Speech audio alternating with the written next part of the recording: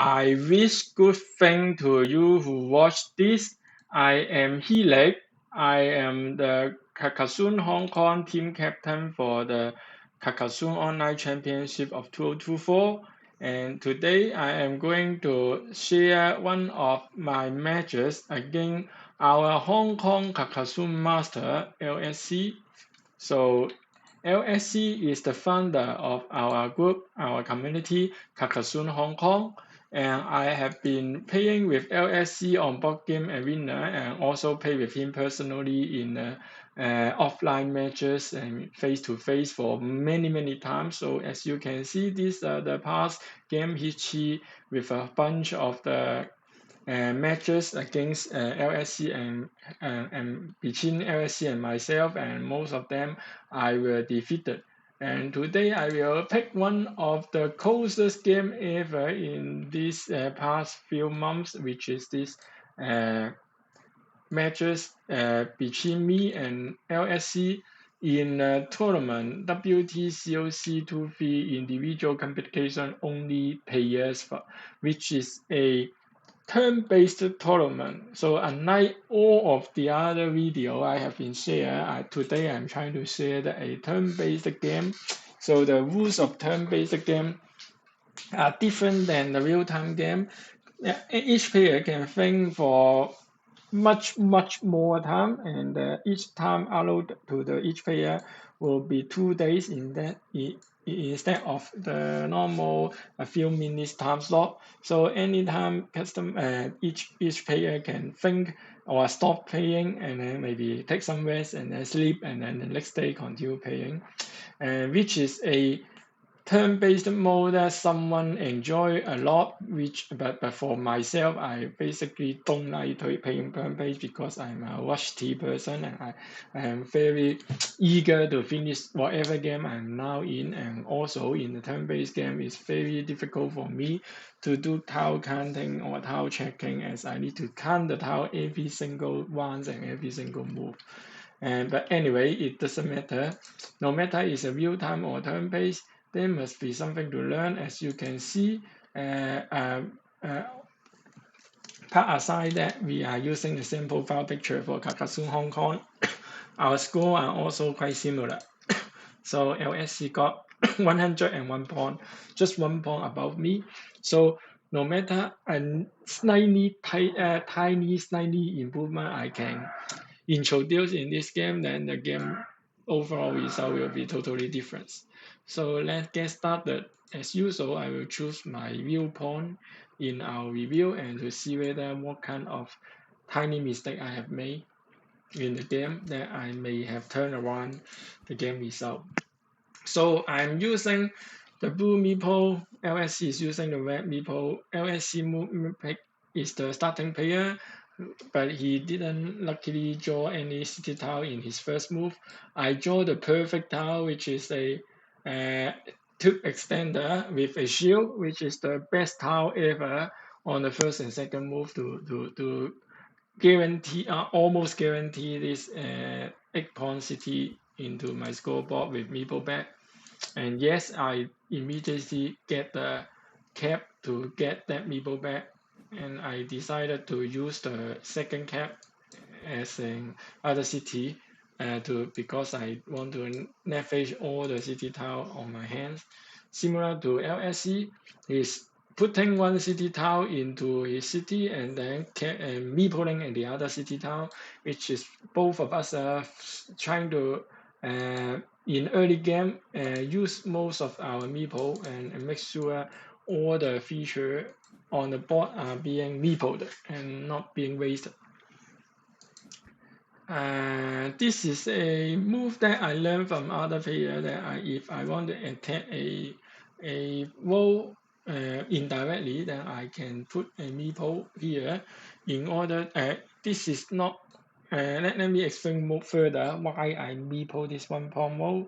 It may not be a perfect move, but I feel like it is a correct move. But at least up till now, I still feel like I am not intentionally wanting to turn the turn the roll left and then spin another curve. Spin 2 curve plus 1 T-shape wall in order to steal a 3-pawn red wall because it is not beneficial at all. Actually, all the 3-pawn wall with 2 wall end, I mean with no wall end, sorry. So all the open 3-pawn wall are not worthy to steal. That's why I'm not putting the T12 wall here to trying to steal it. Yeah, but the main point is I'm trying to cap it. I mean, I'm trying to trap the web meeple. I trap the web wall meeple. That's why what I intend to do is to turn right instead of turn left, and then build a loop, and then somehow trap this spot. But the reason why I immediately to meeple that wall need to roll right now, but not later when I turn right and then meeple it on the second move, is because this is a potential threat that red can instead extend his role here and then make use of the role, and then this T-ship will be wasted and even being navigation to help my opponent, which I don't want. That's the main reason I meeple a 1-pawn role end. But normally, for most of the scenario, we should not meeple any 1-pawn role end unless you have any legit reason like this one. Let me also put up the tile counter so we can see all the remaining tile. So right now there are 27 remaining tile as shown on the left hand side for this row, but once I try to constrain it, then it will be less. And he already know what I'm trying to do. That's why he put the extend strict row to avoid my attack. And that's why I need to invade that strict wall as it's come up to 4 pawns instead of 3, so it's legitimate for me to attack it. And that's also the reason why Red is trying to create a platform to trap my 1-pawn wall. So right now I'm not quite good. I have 2 1-pawn wall and both of them may be trapped eventually, so I need to protect at least one of them. And where is continue to get a 2 quick roll pawn and at the same time try to check my stuff. That's why I try to prevent being trapped by putting another curve on top. And of course, I am also doing everything with dual purpose. So as you can see, most of the move LSC and I are playing a dual purpose move. So I'm doing 2 things at the same time.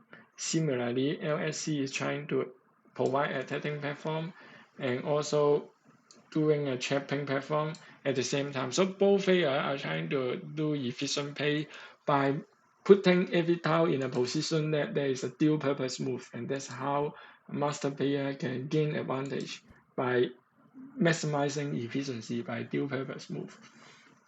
Yeah, of course, for a curve like this, then there's no dual purpose. It's only when the tile itself contain both a city and a wall is easier to make dual purpose move.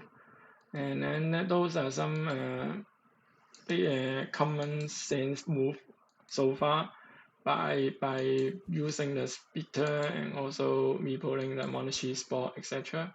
And finally, I am able to complete the wall connection tile, and I decide not to meeple any field because of my meeple on hand is not enough right now. I only have 2 meeple on hand. This is a dangerous threat that I do the same extending, and at this moment in the early game, where is leading both in the scoreboard and also counting all the score on the playground is about the same, so there's not much to comment so far. So in the upcoming 20 move, you can see that I would be kind of lucky and start gaining certain advantage, and this is beginning from this moment. So this moment, when red is trying to steal the wall, I think usually it's not a wise decision to steal something like this because there are still a lot of crossbow. I mean, 3 of them can this fee crossbow here on the left hand side can just speed it, and then after speeding, then we will get the meeple back, and then this one will go will be stay alone idle for a while. But since the red player have 3 meeple on hand, including this one meeple as 4, so he is not too worried about meeple getting idle. And even more strong reason why red urgently need to do some attacking move to the long wall is because this long wall may be connected by myself like this with just simple curve and simple straight line, and then this long wall will be super long, so that would be very reasonable for red to do something against it, including one of the options is to grab it, I mean to overcome it with 2 wall meeple. But yeah, of course, the tile I draw cannot do anything on this. So ongoing, I also draw the good tile to say to cut off it. So I have 2 good use of this T crossbow. One is to cut off the attack from the wall. Another one is to get back my wall meeple myself on the right hand side. But that is only a 4-point wall, and also it's not an urgency so far. The reason why I say there's not an urgency is because in this configuration, there are still 3 starting tile remaining, which means none of the starting tile other than the real starting tile are already on the board. All the other 3 starting tile are not drawn. So even if some dirty evil action being made by LSC like this to check my wall meeple, I still have 3 tile to get away with this kind of potential threat. So there's no urgency to end the wall. But in another scenario, if there's no starting tile remaining, then maybe the priority may change. I may use the T-shift crossbow on the right hand side instead of spitting out the wall attack. So I'm not too afraid of this potential threat of blocking my city because there's still 2 white-handed dagger on this tile, and I luckily draw it immediately. And I think I do drop a farmer because this field is already a nice potential field. And at this current moment of the game, in the mid game with 39 tiles remain, which is not is still quite some time. I think on meeple, on the meeple on hand is quite similar. And on the field, I already occupy 2 big field, both are 6 point for now, and it may have potential to go to 9 point. At least for the right hand side, this field have very big potential to go to 9 point. I also have a 7 point monarchy in the middle, so I'm already ahead on both the scoreboard and also on the situation. So the upcoming priority for me is to try to check most of these his deployed meeple, and then so he have no way to come back. And first of all, I extend my field. Not sure whether it is the best move or not, but I don't think it is the right timing for me to get the third field on. I mean, another option with this bitter, rather than just put it on my own field, would be to put it on the third field and meeple the farmer here. Then I will occupy all the possible field and more securing the win condition. Right? But I still want to save the meeple on hand because I need some meeple for some lucky draw. Like if I draw a monarchy, I need meeple on hand to meeple the next monarchy in the monarchy spot, for example. So he draws something like this to extend his city cap with my city cap, and the purpose of this is to basically make sure these 2 city become a wound, I mean become a shared wound, so that the 6 point farmer cannot extend a field point. So it is a spatial move. And then I am trying to extend my middle field instead by doing something like this. I'm not sure whether it's a correct move to meeple the city though. And then he is trying to expand his left hand side territory. And this move, I don't feel like there's any urgency. I mean, the reason why I put this move is, of course, I am worried about being attacked, like using this. If my opponents using this triple city somehow put it like here, then this whole thing will be trapped. Unfortunately, I mean trapped one city meeple with waiting for starting tile, but still there are some starting tile. Although I already draw one of the starting tile, but there's still two remaining. So I don't see a big urgency as is this kind of attack is attacking only one meeple, not attacking two meeple, and also make my monarchy even more easy to compete. And I don't see urgency to do this, so I would rather think put the row here would be better on the top to make sure my row can extend and not in a position like easily being trapped. So, yeah, it's the priority about saving the city or saving the row because both of them may be trapped into the same situation of waiting for starting tile. And I get the starting tile anyway, so I just save my row by extending it. So it's just a matter of now or previous move. Doesn't matter a lot. Yeah, the one it matter is because I am using a strict row. I mean, if I can predict the future and I swap the sequence of how to use these two tile, I mean this tile versus this tile, then it will be much better because there are much more tile for me to save this spot. But there's still one remaining left-handed dagger. So if I'm lucky, I can still save these two potentially trapped meeple. Of course, the end result is I'm not that lucky, but anyway, it's not a end of the world for that moment. when is also taking this city cap on the bottom, he is now coming back from the scoreboard. I mean, I am already losing my scoreboard lead. I mean, now I'm -4 in scoreboard, and obviously I still have a lot of field, but he can attack this field quite easily in near future, and I only have one meeple, so I cannot counter this attack for now. So that's why I urgently need something coming back.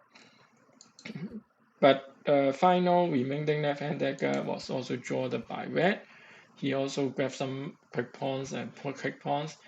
The reason why he don't worry about the field being extended is he is very confident that he can share the field.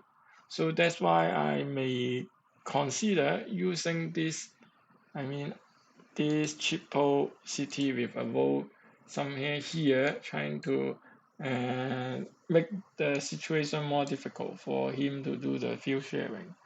Yeah, but at that moment, I decided to get back my meeple first, which is much more higher priority, as this move can also separate the field and I mean and also securing the inside field to be mine. And also the main point is I don't want one meeple on hand only. I need two meeple on hand so I can deploy meeple more efficiently. So by extending my field, he grabbed 4 pawns and he also create another attacking spot for the field attack here somehow. So he's trying to attack my field eventually in order to come back with the field spawn different. So I don't let him do it. First I trap one of his meeple. I mean this is a good tile to trap the whole meeple, so he only got about 2 pawn meeple. And then he's trying to do the field invasion now. And that's why I need to eliminate some of the field invasion spot on the bottom left. So this move is to eliminate one potential field invasion spot like this and then invade here. But it's not a very big thing. So anyway, I don't see any better move so far. So and then he is trying to rebuild another monarchy spot and extend his own city. And I need to do something on forking. So I check another meeple. I successfully checked 2 meeple into starting tile, while I count all the 4 starting tile are all gone. So basically, these 2 poor red meeple only contain 6 points in total, which is a disaster. And by that time, I'm quite confident that I can win the game. But he has certain strategy and luck to come back by doing the monarchy cluster, as you can see now. And that's why I cannot allow him to invade the field. And I try to limit, as you can see, the number change from 8 to 2 after placing this right-handed dagger into the constraint position. So red can get back get the field connection by putting either a cap with what is it called, crossbow with a cap, or a triangle with a bow here in order to connect.